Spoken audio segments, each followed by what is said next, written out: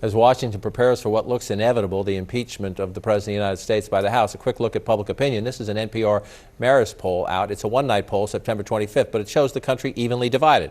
49% say yes, proceed with an impeachment inquiry. 48% say no. Now, this is a one-night poll. We want to see additional polling in the days ahead as this debate continues. But that number, if we bring the conversation back to the table, that even divide is a little progress toward the pro-impeachment camp again. Yeah. If you looked a couple weeks back, it was a smaller number. Right. On the one hand, it's very telling of sort of where we are as a country, that we're basically divided in half. But actually, the majority of the country up until this point has actually said no. And that's what Pelosi has really been looking at, saying, hey, guys, this is going to be so divisive. You've got to know what you're getting into.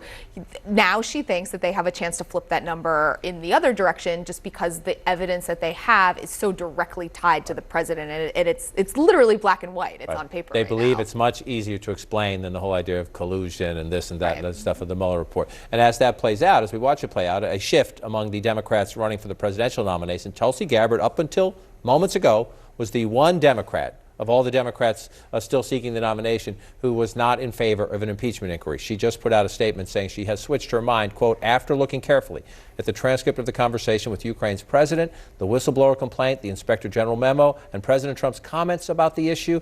Unfortunately, I believe that if we do not proceed with the inquiry, it will set a very dangerous precedent.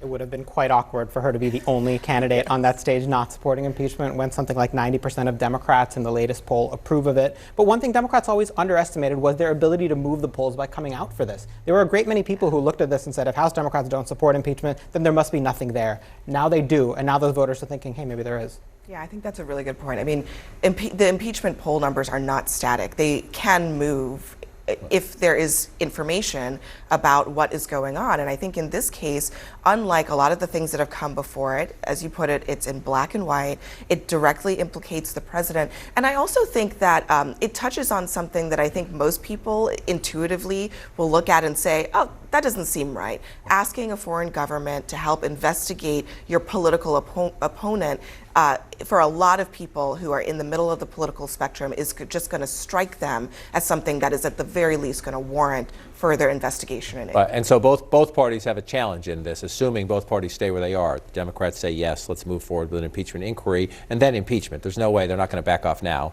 Their own base would implode on them if they backed off now. Then you have if the Republicans don't crack, you got to keep your base. Keep the Democrats for impeachment, the Republicans for against impeachment, but then you have that fight, which is why that NPR Marist poll, would be interesting to see if other polls back it up, in the sense that if you went back just a few days ago, there was a Quinnipiac poll that showed independents were not in favor of this. They were more of the view of we litigate these things in elections. So watch that number as we go forward. Right, and I think it's true that there were a lot of Democrats who were in favor of impeachment who have argued in the last few months that if the party came out in favor of it, that the public would follow, and not just Democrats, but independents as well, because the thought was if they made a case, if they exposed what the case was and the evidence that they had, that perhaps people who are not necessarily motivated by partisanship, but really care more about the facts, would actually get there. And I think that's kind of what their bid has got to be. All right, and just show you quickly those trend lines. This is from the NPR Marist NewsHour, NPR PBS NewsHour poll. Republicans in June, only 3% improved in inquiry. Now it's up to 6 in their poll. Independents have gone from 23 to 44.